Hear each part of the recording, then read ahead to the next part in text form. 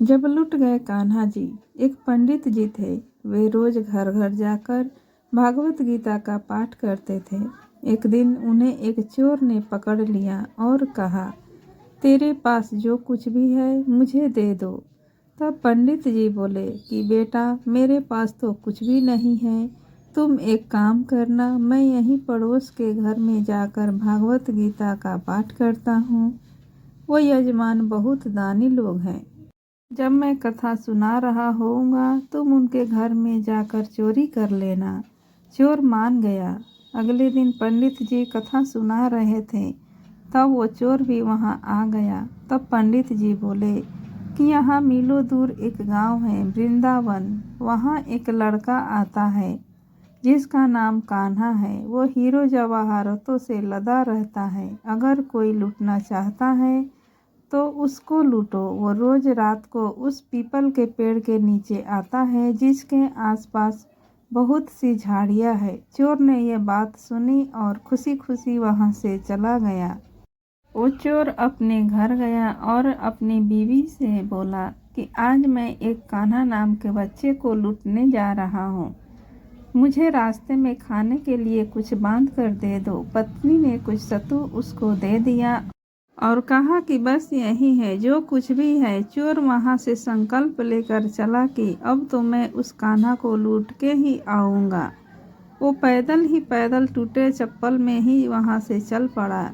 रास्ते में कान्हा का नाम लेते हुए वो अगले दिन शाम को वहाँ पहुँचा जो जगह उस पंडित जी ने बताई थी। वहाँ पहुँचकर उसने सोचा कि अगर मैं यहाँ ही सामने खड़ा हो गया तो बच्चा मुझे देखकर भाग जाएगा, मेरा यहाँ आना बेकार हो जाएगा। इसीलिए उसने सोचा क्यों न पास वाली झाड़ियों में ही छुप जाऊं। वो जैसे ही झाड़ियों में घुसा, झाड़ियों के कांटे उसे चुभने लगे। उस समय उसके मुंह से एक ही आवाज़ आई, कान्हा कान्हा। उसका शरीर लहूलुहान हो गया, पर मुंह से सिर्फ यही निकला, कान्हा आ जाओ, कान्हा आ जाओ। अपने भक्त की ऐसी दशा देखकर कान्हा जी चल पड़े।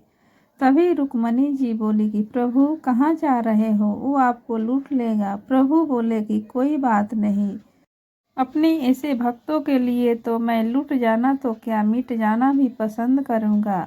ठाकुर जी बच्चे का रूप बना के आधी रात को वहाँ आए। वो जैसे ही पेड़ के पास पहुँचे, चोर एकदम से बाहर आ गया और उन्हें पकड़कर बोला, ओ कान्हा, तूने मुझे बहुत दुखी किया है।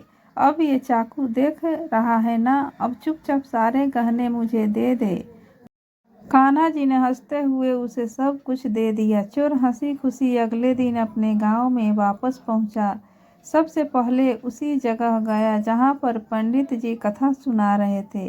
जितने भी गहने वो चोरी करके लाया था उनका आधा उसने पंडित जी के चरणों में रख दिया। जब पंडित जी ने पूछा कि ये क्या है, तब उसने कहा, आपने ही मुझे उस कान्हा का पता दिया था, मैं उसको लूट के आया हूँ और ये आपका हिस्सा है। पंडित जी ने सुना तो यकीन नहीं हुआ। वे बोले कि मैं इतने सालों से पंडिताई कर रहा हूँ, वो मुझे आज तक नहीं मिला।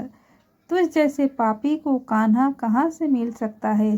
चोर के बार बार कहने पर पंडित जी बोले कि चल मैं भी चलता हूँ तेरे साथ, वहाँ पर मुझे भी दिखाओ कि कान्हा कैसा दिखता है। और वो दोनों चल दिए। चोर ने पंडित जी को कहा कि आओ मेरे साथ, यहाँ छुप जाओ। दोनों का शरीर लहूलुहान हो गया और मुंह से बस एक ही आवाज़ निकली, कान्हा कान्हा आ जाओ। ठीक मध्य रात्रि कान्हा जी बच्चे के रूप में फिर वहीं आए। दोनों झाड़ियों से बाहर निकल आए। पंडित जी के आंखों में आंसू थे।